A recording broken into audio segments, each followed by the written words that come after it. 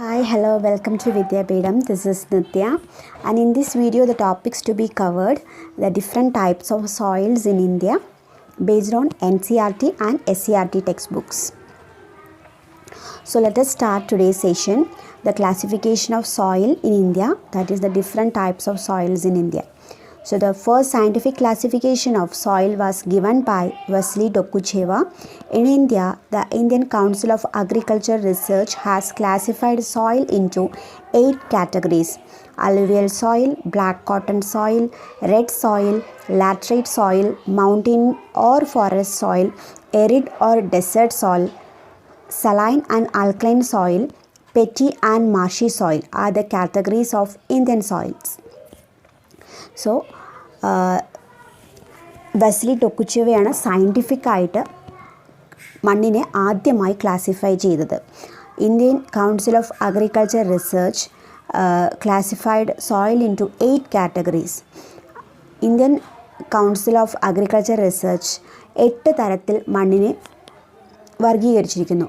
ഏതൊക്കെയാണത്?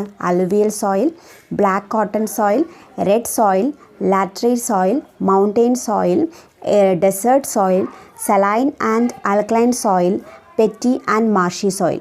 ഇങ്ങനെ 8 തരമായിട്ട് തരംതിരിച്ചിരിക്കുന്നു. അലുവിയൽ സോയിൽ അല്ലെങ്കിൽ എക്കൽ മണ്ണെന്ന് പറയും, ബ്ലാക്ക് കോട്ടൺ സോയിൽ കറുത്ത പരുത്തി മണ്ണെന്ന് പറയും, റെഡ് സോയിൽ ചുവന്ന മണ്ണെന്ന് പറയും, ലാറ്ററൈറ്റ് സോയിൽ ചെമ്മണ്ണെന്ന് പറയും, മൗണ്ടെയിൻസ് ഓർ ഫോറസ്റ്റ് സോയിൽ എന്ന് പറഞ്ഞാൽ പർവ്വത മണ്ണെന്ന് പറയും, എറിഡ് ഓർ ഡെസേർട്ട് സോയിൽ മരുഭൂമിയിലെ മണ്ണ്, saline and alkaline soil, peaty and marshy soil. ഇങ്ങനെ 8 തരമായിട്ട് തരംതിരിച്ചിരിക്കുന്നു.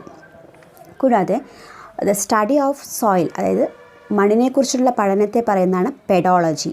മണ്ണിനെക്കുറിച്ചുള്ള പഠനത്തെ പറയുന്നതാണ് പെഡോളജി. ഈ പെഡോളജി എന്ന് പറഞ്ഞാൽ വേറൊരർത്ഥം കൂടിയുണ്ട്. കുട്ടികളെക്കുറിച്ചുള്ള പഠനത്തെയും പെഡോളജി എന്ന് തന്നെയാണ് നമ്മൾ പറയുന്നത്. Study of soil, pedology. Study of children's, it's also pedology. International soil year ആയിട്ട് UN ആചരിച്ച വർഷം 2015 അതായത് അന്താരാഷ്ട്ര മണ്ണ് വർഷമായി ആചരിച്ച വർഷം UN ആചരിച്ച വർഷം 2015. International year of soil is 2015. അതായത് UN അന്താരാഷ്ട്ര മണ്ണ് വർഷമായി ആചരിച്ച വർഷം 2015. സോയിൽ ഡേ അല്ലെങ്കിൽ മണ്ണ് ദിനമായി ആചരിക്കുന്നത് ഡിസംബർ 5. മണ്ണ് ദിനമായി ആചരിക്കുന്നത് ഡിസംബർ 5. ഇന്ത്യയിൽ 8 തരം മണ്ണുണ്ടെന്ന് നമ്മൾ പറഞ്ഞു. ഏതൊക്കെയാണെന്നും അത് നോക്കി. കൂടാതെ മണ്ണിനെക്കുറിച്ചുള്ള പഠനത്തെ പെഡോളജി എന്ന് പറയുന്നു.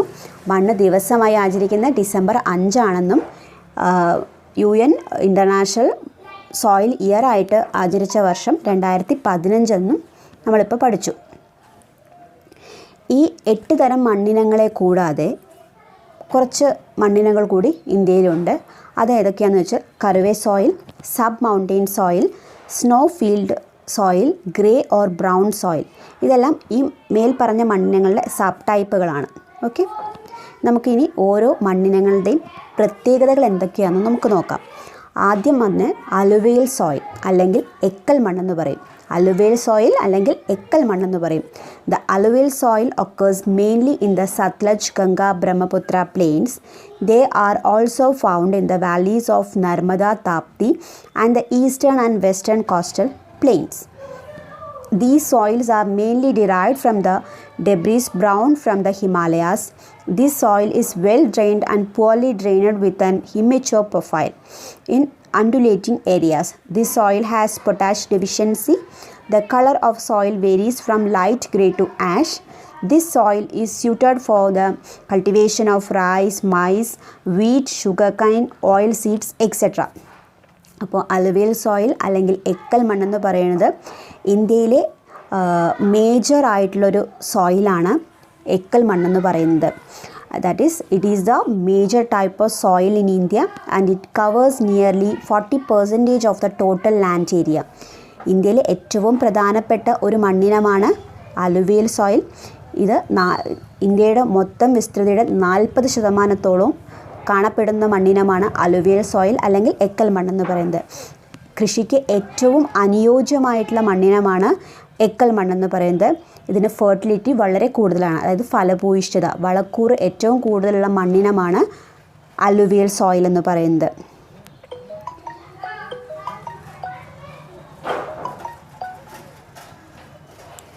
വളക്കൂറ് ഏറ്റവും കൂടുതലുള്ള മണ്ണും അലുവിയൽ സോയിലാണ്. എക്കൽ മണ്ണ് അല്ലെങ്കിൽ അലുവിയൽ സോയിൽ ഏതൊക്കെ തരം വിളകൾക്ക് അനുയോജ്യമായിട്ടുള്ളതെന്ന് നോക്കാം. നെല്ല്, ഗോതമ്പ്, കരിമ്പ്, എണ്ണക്കുരുക്കൾ എന്നിവയുടെ വിളവിന് ഏറ്റവും അനുയോജ്യമായിട്ടുള്ള മണ്ണ് കൂടിയാണ്, അല്ലെങ്കിൽ ഇവയുടെ കൃഷിക്ക് ഏറ്റവും അനുയോജ്യമായിട്ടുള്ള മണ്ണാണ് എക്കൽ മണ്ണ്. നെല്ല്, ഗോതമ്പ്, കരിമ്പ്, എണ്ണക്കുരുക്കൾ എന്നിവയുടെ കൃഷിക്ക് ഏറ്റവും അനുയോജ്യമായിട്ടുള്ള മണ്ണാണ് എക്കൽ മണ്ണ്. That is, it is suitable for the cultivation of rice, wheat, sugarcane and oil seeds. ഇതിൽ പൊട്ടാഷിൻ്റെ ഡെഫിഷ്യൻസി ഉണ്ട്. And the alluvial soil are divided into two types, Khadar soil and Banga soil. The Khadar soil are enriched with fresh slits. They are low-lying, frequently inundated by floods during the rainy season. It occupies the flood plains of river. The Khadar tract called Kankar are rich in concentration. The next one, Banga soil. The soil lies above the flood level. It is well drained, but because of the calcium carbonate nodules, the texture of soil varies from the loamy soil to clay soil. അതായത് അലുവിയൽ soil രണ്ട് തരത്തിൽ ഉണ്ട്. ഒന്ന് Khader soil എന്നും ഒന്ന് Bengal soil എന്നും പറയുന്നു. ഇതിൽ ഖാദർ സോയിൽ എന്ന് പറഞ്ഞാൽ പുതിയതായി രൂപം കൊള്ളുന്ന സോയിലിനെയാണ് ഖാദർ സോയിലെന്നും, പഴയ മണ്ണിനെയാണ് ബംഗാൾ സോയിൽ, അലുവിയൽ സോയിലിൻ്റെ പഴയ മണ്ണിനെയാണ് ബംഗാൾ സോയിലെന്നും പറയുന്നത്. ഇതിൽ ഏറ്റവും കൂടുതൽ ഫെർട്ടിലിറ്റി അല്ലെങ്കിൽ വളക്കൂറ് കൂടുതലുള്ള മണ്ണാണ് ഖാദർ സോയിൽ. ഏറ്റവും കൂടുതൽ വളക്കൂറ് കൂടുതലുള്ള മണ്ണാണ് ഖാദർ സോയിൽ എന്ന് പറയുന്നത്. The least fertile soil is bhangar soil. The least fertile soil is bhangar soil. ഫലഭൂയിഷ്ഠത ഏറ്റവും കുറവുള്ള മണ്ണാണ് ബംഗാൾ സോയിലെന്നും ഏറ്റവും കൂടുതൽ വളക്കൂറുള്ള മണ്ണാണ് ഖാദർ സോയിലെന്നും. ഏറ്റവും ഫലഭൂയിഷ്ഠത കുറവുള്ള മണ്ണ് ബംഗാൾ സോയിലും ഏറ്റവും ഫലഭൂയിഷ്ഠത കൂടുതലുള്ള മണ്ണ് ഖാദർ സോയിലുമെന്നും പറയുന്നു. കൂടാതെ ഇത് ഏറ്റവും കൂടുതലായിട്ട് കാണപ്പെടുന്ന സത്ലജ്, ഗംഗ, ബ്രഹ്മപുത്ര പ്ലെയിൻസ്, അതായത് നദീ തീരങ്ങളിലാണ് ഇത് ഏറ്റവും കൂടുതലായിട്ടും കാണപ്പെടുന്നത്. സത്ലജ്, ഗംഗ, ബ്രഹ്മപുത്ര തീരങ്ങളിൽ ഇത് കാണപ്പെടുന്നു. കൂടാതെ നർമ്മദ, താപ്തിയുടെ താഴ്വരകളിൽ ഇത് കാണപ്പെടുന്നു. കിഴക്കു പടിഞ്ഞാറൻ തീരപ്രദേശങ്ങളിലും കാണപ്പെടുന്നു. അതായത് ഉത്തരേന്ത്യൻ മഹാസമതലങ്ങളിലും കിഴക്കു പടിഞ്ഞാറൻ തീരപ്രദേശങ്ങളിലും ഇത് ഏറ്റവും കൂടുതലായിട്ട് കാണപ്പെടുന്ന മണ്ണാണ് അലുവിയൽ സോയിൽ. കൂടാതെ ഇത് അവശിഷ്ടങ്ങൾ, അതായത് അവസാദങ്ങൾ വന്ന് അടിഞ്ഞുകൂടി, നദീതീരങ്ങളിൽ അവസാദങ്ങൾ അല്ലെങ്കിൽ അവശിഷ്ടങ്ങൾ വന്ന് അടിഞ്ഞുകൂടി ഉണ്ടാകുന്ന മണ്ണിനെയാണ് അലുവിയൽ സോയിൽ എന്ന് പറയുന്നത്.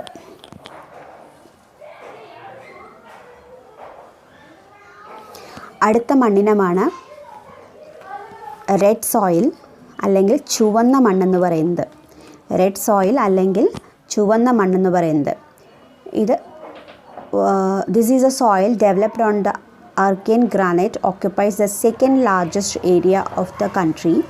They are mainly found in the peninsula from Tamil Nadu in the south to Bundelkhand in the north and Rajmahal in the east to Kathiawar in the west. This soil is also known as omnibus group.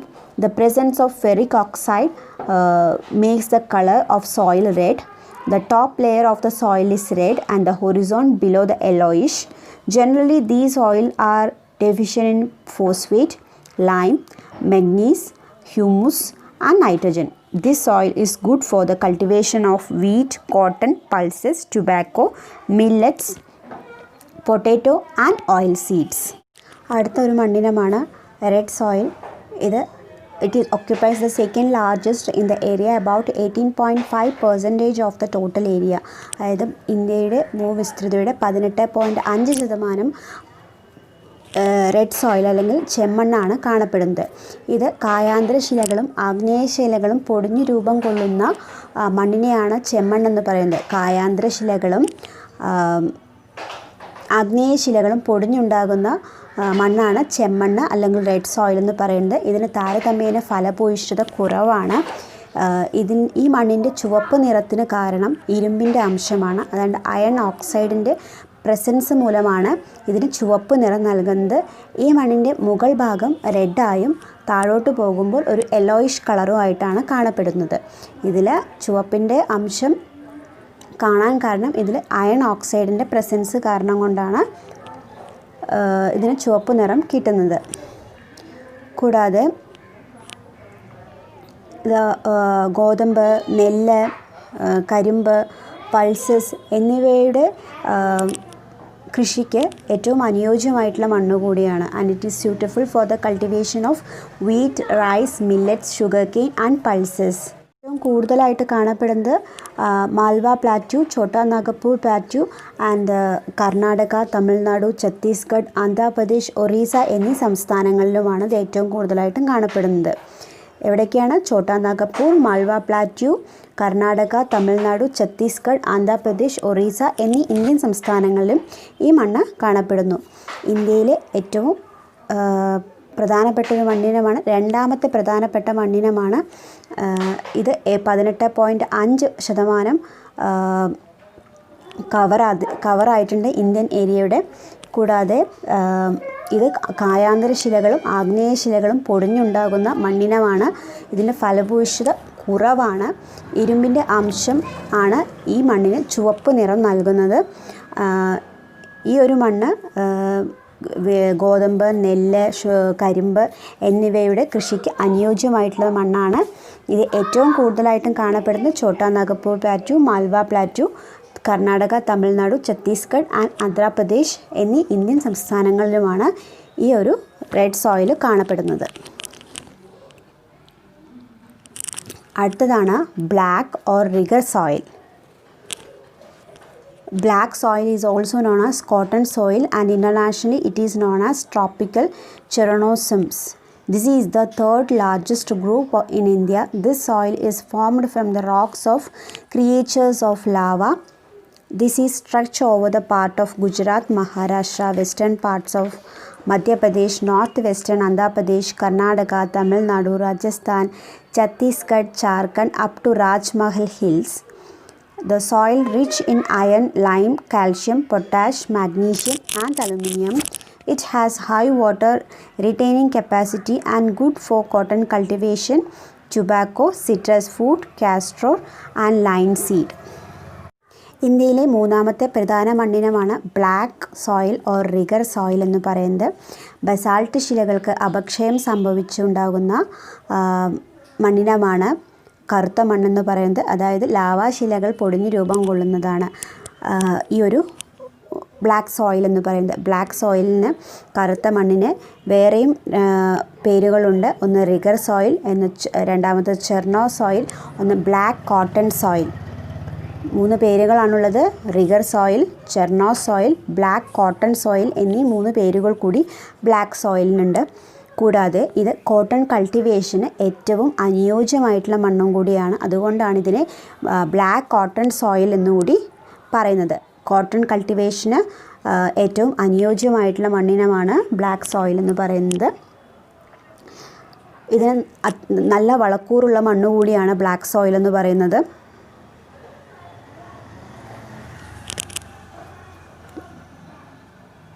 ഫലപുഷ്ടിയും ഈർപ്പവും സംഭരിച്ചു വയ്ക്കാനുള്ള കഴിവും ഈ ഒരു മണ്ണിനത്തിന് കൂടുതലാണ്. ഫലപുഷ്ടി, അതായത് ഫെർട്ടിലിറ്റിയും ഈർപ്പം സംഭരിച്ചു വയ്ക്കാനുള്ള കഴിവും ഈ ഒരു മണ്ണിനത്തിന് കൂടുതലാണ്. ഇത് ഏറ്റവും കൂടുതലായിട്ടും കാണപ്പെടുന്നത് ഡെക്കാൻ പ്ലാറ്റ്യൂ അല്ലെങ്കിൽ ഡെക്കാൻ പീഠഭൂമിയിലാണ് ഇത് ഏറ്റവും കൂടുതലായിട്ടും കാണപ്പെടുന്നത്. അതുകൊണ്ട് തന്നെ ഇതിനെ ഡെക്കാൻ സോയിൽ എന്നും അറിയപ്പെടുന്നു. ഡെക്കാൻ പ്ലാറ്റ്യൂവിലാണ് ഈ ഒരു മണ്ണിനം ഏറ്റവും കൂടുതലായിട്ട് കാണപ്പെടുന്നത്. അതുകൊണ്ട് തന്നെ ഇതിനെ ഡെക്കാൻ സോയിൽ എന്നും അറിയപ്പെടുന്നു. മഹാരാഷ്ട്ര, ഗുജറാത്ത്, മധ്യപ്രദേശ്, ആന്ധ്രാപ്രദേശ്, കർണാടക, തമിഴ്നാടു, രാജസ്ഥാൻ, ഛത്തീസ്ഗഡ്, ജാർഖണ്ഡ് എന്നീ ഇന്ത്യൻ സംസ്ഥാനങ്ങളിലും ഈ ഒരു മണ്ണിനം കാണപ്പെടുന്നുണ്ട്. അടുത്തതാണ് desert soil. This soil is deposited by the wind action and mainly found in the arid and semi-arid areas like Rajasthan, west of Aravallis, northern Gujarat, Saurashtra, Kutch, Saurashtra, Kutch, western parts of Haryana and southern part of Punjab. They are sandy with low organic matter. It has a low soluble salt and moisture with very low retaining capacity. If irrigated, these soil give high agricultural return. These are suitable for the less water intensive crops like bajra, pulses, fodder and gur. Desert soil അല്ലെങ്കിൽ മരുഭൂമി മണ്ണെന്ന് പറയുന്നത് കാറ്റിൻ്റെ പ്രവർത്തന ഫലമായും ഉണ്ടാകുന്ന മണ്ണിനമാണ്. ഉപ്പിൻ്റെ അംശം വളരെ കൂടുതലായിരിക്കും ഈ ഒരു മണ്ണിൽ. ജലലഭ്യത കൂടുതലാണെങ്കിൽ നമുക്ക് കൂടുതലായി വിളവ് ലഭിക്കാൻ സാധ്യതയുള്ള ഒരു മണ്ണിനും കൂടിയാണ് മരുഭൂമി മണ്ണെന്ന് പറയുന്നത്. കൂടാതെ ഇതിൽ ജൈവാംശം വളരെ കുറവായിരിക്കും. That is its low organic matter. ഈ മണ്ണിനം രാജസ്ഥാനിലെ താർ മരുഭൂമിയിലും ഹരിയാന, പഞ്ചാബ്, റാൻ ഓഫ് കച്ച് എന്നീ സ്ഥലങ്ങളിലുമാണ് ഈ ഒരു മണ്ണിനം കൂടുതലായും കാണപ്പെടുന്നത്. ജലലഭ്യത കുറവ് വേണ്ട വിളകളായ ബാർലി, ജോവർ, ബാജ്ര തുടങ്ങിയ വിളകളാണ് ഈ ഒരു മണ്ണിൽ കൃഷി ചെയ്യുന്നത് അനുയോജ്യം. എന്താണ് ഡെസേർട്ട് ഓയിൽ എന്ന് പറയുന്നത് അല്ലെങ്കിൽ മരുഭൂമി മണ്ണെന്ന് പറയുന്നത്? കാറ്റിൻ്റെ പ്രവർത്തന ഫലമായി ഉണ്ടാകുന്ന മണ്ണിനമാണ്. ഉപ്പിൻ്റെ അംശം കൂടുതലാണ്. ജലലഭ്യത ഉണ്ടെങ്കിൽ ഇവിടെ വിളവ് നമുക്ക് കൂടുതലായിട്ട് ലഭിക്കും. ഈ മണ്ണിനത്തിൽ ജൈവാംശം കുറവായിരിക്കും. രാജസ്ഥാനിലെ താർ മരുഭൂമിയിലും ഹരിയാന, പഞ്ചാബ്, റാൻ ഓഫ് കച്ച് എന്നീ സ്ഥലങ്ങളിലും ഈ മണ്ണിനം കാണപ്പെടുന്നു. ജലലഭ്യത കുറവ് വേണ്ട വിളകളായ ബാർലി, ജോവർ, ബാജ്ര തുടങ്ങിയ വിളകളുടെ കൃഷി നമുക്കിവിടെ ചെയ്യാവുന്നതാണ്. അടുത്തതാണ് ലാറ്ററൈറ്റ് സോയിൽ അല്ലെങ്കിൽ ചെങ്കൽ മണ്ണെന്ന് പറയുന്നത്.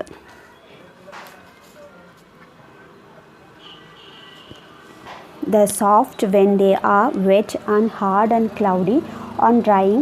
These are found mainly hills of the western Ghats, Rajmahal Hills, eastern Ghats, Satpura, Vindhya, Odisha, Chhattisgarh, Jharkhand, West Bengal, North Kachar Hills and the Gargo Hills. These are poor in organic matter, nitrogen, potassium, lime and potash.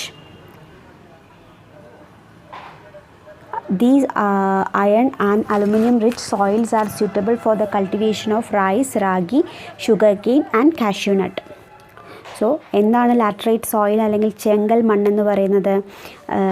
Laterite rock, അതായത് ചെങ്കൽ പാറകൾ പൊടിഞ്ഞുണ്ടാകുന്ന മണ്ണിനമാണ് laterite soil എന്ന് പറയുന്നത്.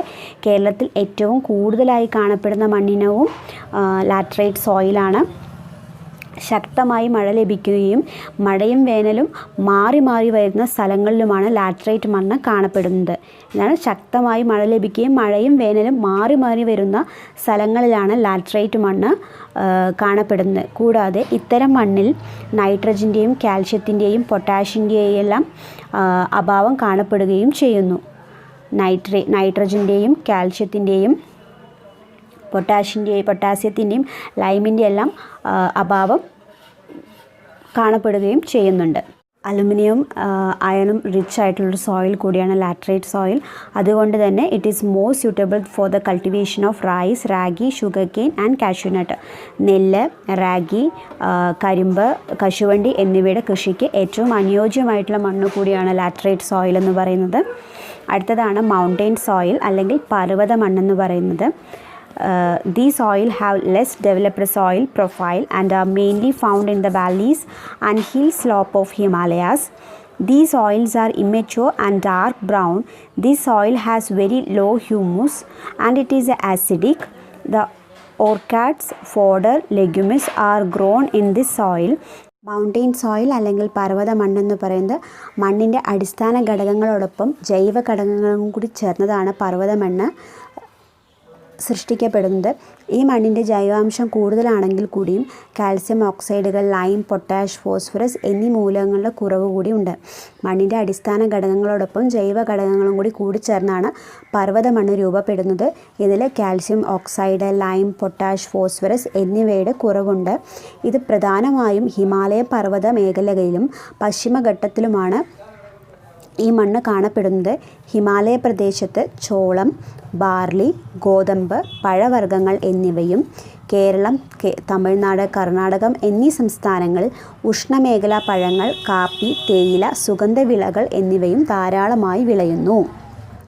കൂടാതെ തവിട്ട് നിറമോ കറുത്ത നിറമോ ആയിട്ടാണ് ഈ പർവ്വത മണ്ണ് കാണപ്പെടുന്നത്. താരതമ്യേന ഫലഭൂയിഷ്ടി വളരെ കൂടുതലാണ് ഈ പർവ്വത മണ്ണിന്. ഇതിൽ ജൈവാംശങ്ങൾ കൂടുതലാണെങ്കിൽ കൂടി calcium oxide, lime, potash, phosphorus എന്നീ മൂലകങ്ങളുടെ കുറവ് ഉണ്ട്. അടുത്തതാണ് സലൈൻ ആൻഡ് ആൽക്കലൈൻ സോയിൽ, അതായത് ഉപ്പ് കലർന്ന മണ്ണ് അല്ലെങ്കിൽ ലവണ മണ്ണ് എന്ന് പറയും. These are also called Reh, Usar, Kalar, Ragar, Thur and Chopan. These are the mainly found in Rajasthan, Haryana, Punjab, Uttar Pradesh, Bihar and Maharashtra. Sodium chloride and sodium sulfate are the present in this soil. It is suitable for the leguminous crops. അതായത് ഈ മണ്ണിൽ sodium ക്ലോറൈഡിൻ്റെയും sodium സൾഫേറ്റിൻ്റെയും സാന്നിധ്യമുണ്ട്. ഈ മണ്ണിനത്തിന് വ്യത്യസ്തമായ പേരുകളാണ് പല സ്ഥലങ്ങളിലും ഇത് അറിയപ്പെടുന്നത്. സലൈൻ ആൻഡ് ആൽക്കലൈൻ സോയിൽ എന്ന് പറയുന്നതിൽ സോഡിയം ക്ലോറൈഡ് ആൻഡ് സോഡിയം ഫോസ്ഫേറ്റിൻ്റെ സാന്നിധ്യമുണ്ട്.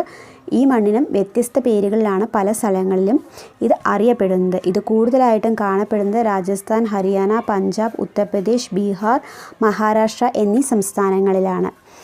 The next type of soil is petty and marshy soils.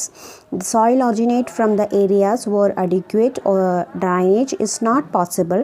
It is rich in organic matter and has high salinity. They are deficient in potash and phosphorus.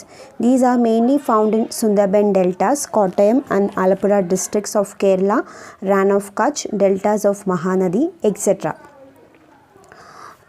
ഈ ഒരു മണ്ണിൽ സസ്യജാലങ്ങളും ജന്തുജാലങ്ങളെല്ലാം അടിഞ്ഞുകൂടി ഉണ്ടാകുന്ന മണ്ണിനമാണ് petty and marshy soils എന്ന് പറയുന്നത്. ചതുപ്പ് നിലങ്ങളിലാണ് ഈ മണ്ണ് കൂടുതലായിട്ടും കണ്ടുവരുന്നത്. ഇത് ഏറ്റവും കൂടുതൽ these soil are mainly found in Sundarban Delta, Kottayam and Alappuzha districts of Kerala, Rann of Kutch, deltas and Mahanadi. And this soil is called Kari soil in Kerala. Okay, കരി മണ്ണ് എന്നുകൂടി ഇത് കേരളത്തിൽ അറിയപ്പെടുന്നുണ്ട്. ഇത് കേരളത്തിൽ കാണപ്പെടുന്ന കോട്ടയം ജില്ലയിലും ആലപ്പുഴ ജില്ലയിലുമാണ്. ഈ ഒരു മണ്ണിനത്തിൽ പൊട്ടാഷിൻ്റെയും ഫോസ്ഫറസിൻ്റെയും അഭാവമുണ്ട്. They are deficient in potash and phosphate.